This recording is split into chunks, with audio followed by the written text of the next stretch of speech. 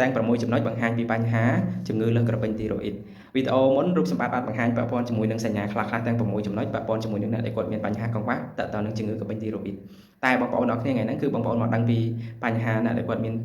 ពាក់ព័ន្ធជាមួយនឹងការលើសនៃក្រពេញទីរ៉ូអ៊ីតថាតើជំងឺលើសក្រពេញទីរ៉ូអ៊ីតហ្នឹងមានសញ្ញាអីខ្លះបង្ហាញឲ្យបងប្អូនដឹងតើព័ន្ធជាមួយនឹងរាងកាយរបស់មនុស្សយើង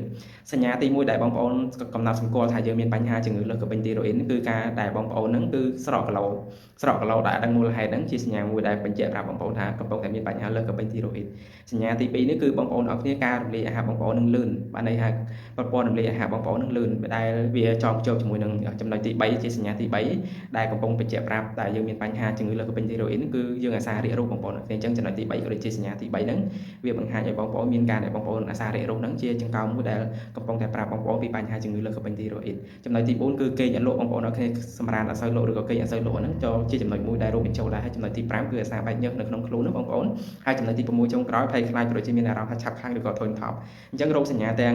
6ចំណុចហ្នឹងក៏ជាការបង្ហាញមួយកំពុងតែប្រាប់បងប្អូនកំពុងតែ show up ប្រាប់បងប្អូនថាបងប្អូនកំពុងតែមានបញ្ហាបើបងជាមួយនឹងការដែលបងប្អូនមានជំងឺលើសក្រពេញទីរ៉ូអ៊ីតហើយបើសិនជា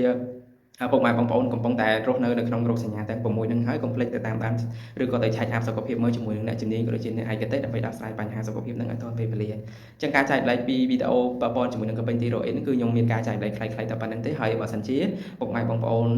ស្រឡាញ់ក៏ដូចជាចូលចិត្តវីដេអូខ្ញុំបាទកុំភ្លេចជួយបញ្ជូនបន្តទៅដល់មនុស្សជាទីស្រឡាញ់ដើម្បីទទួលបាននូវចំណេះដឹងរឿងសុខភាពទូទៅនឹងគ្រប់គ្នាហើយសង្ឃឹមថាពុកម៉ែបងប្អូនរស់នៅដោយមានសេចក្តីសុខរស់នៅដោយមានអាយុវែងហើយរស់នៅដោយមានសុខភាពល្អគ្រប់ក្រុមគ្រួសារផងដែរអរគុណច្រើន